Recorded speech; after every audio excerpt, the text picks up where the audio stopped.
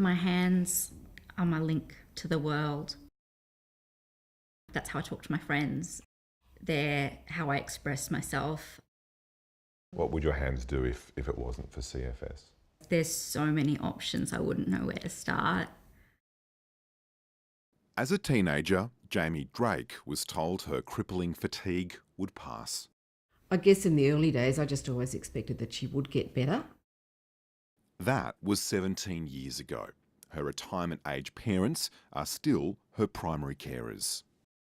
I think in many ways she's frozen in time. When other parents were complaining about their kids staying out clubbing or going out at night, I just wanted to have a kid that could go out and do some clubbing and live a normal life. And yeah, it's hard. You're constantly grieving for the life that she hasn't had. Jamie has chronic fatigue syndrome, now called MECFS. It means her energy runs out quickly and only recharges slowly, sometimes painfully, with a brain fog that can make everyday tasks near impossible. The consequence of today's short outing means Jamie will be bedbound for days. It's called post-exertional malaise, or PEM, and it's one of the significant parts of CFS. Even thinking too much, you crash. I've lost track of all the things I've been asked if I've tried, and the answer is, well, probably.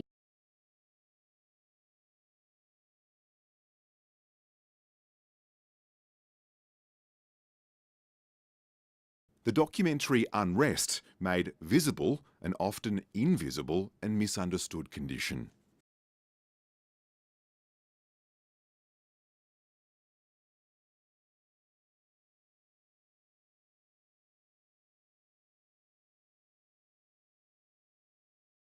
"25% of sufferers are actually housebound or bedbound, which means that the most severely affected people just don't tend to be seen.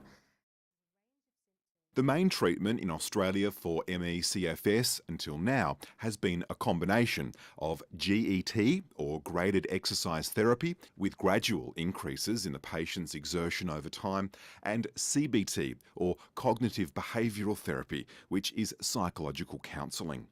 But a debate over the effectiveness of this approach is raging, with some research suggesting MECFS is a biological illness that won't be solved with any amount of workouts or counselling.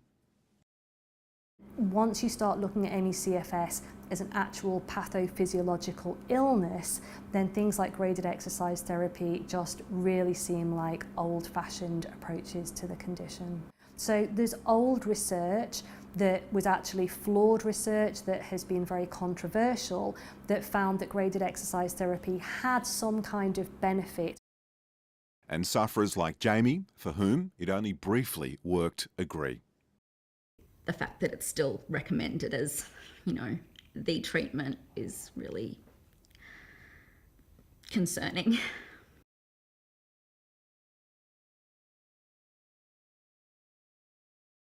Jamie's claims are refuted by her former physician, Dr. Andrew Lloyd, who spearheads this fatigue clinic.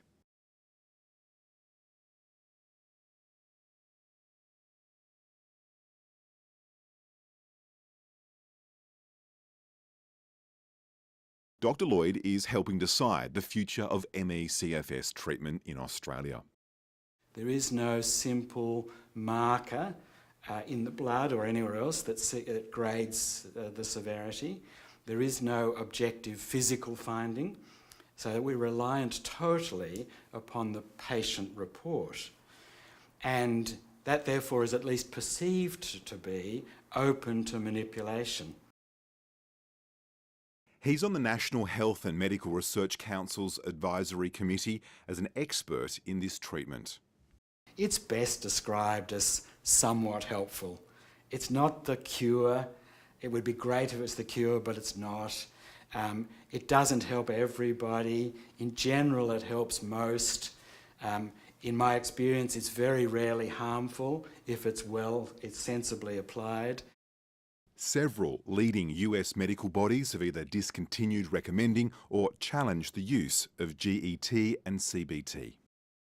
Evidence is very rarely black and white. It really is, the bulk of the evidence is strongly in favour and the minority evidence is against. So the patient experience that says exercise is harmful, my belief is largely because it's been not expertly applied. But patient groups are concerned that Dr Lloyd's influence on the Advisory Council might see a return to traditional treatments as opposed to medical research. If the NHMRC Advisory Committee didn't recommend increasing funding towards the biological basis of this illness, then I think the danger is that Australia gets left behind in the research. So fickle and unpredictable are the symptoms of MECFS, they can strike down even the highly active. Well, at first I just thought it was a natural part of being fatigued and being an extreme athlete.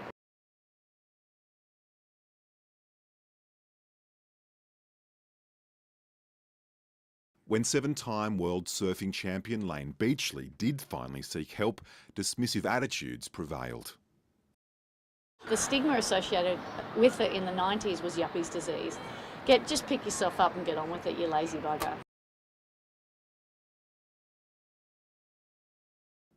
She's fortunate that her symptoms were able to be managed, but wants recognition for those who aren't so lucky.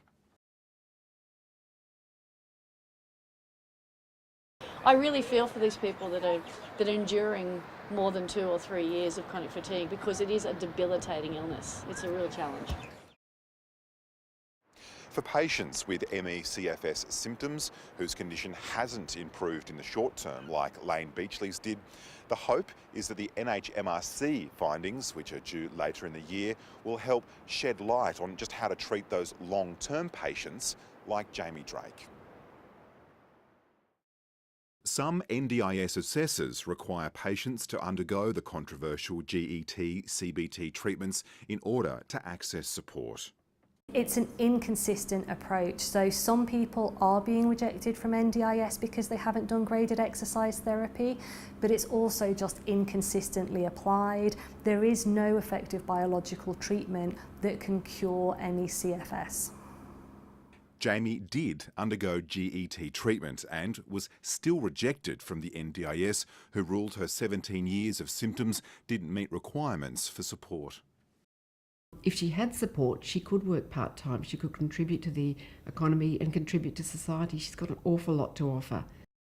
While she's appealing the decision, one of her few outlets is writing a radio play with other bedroom-bound sufferers.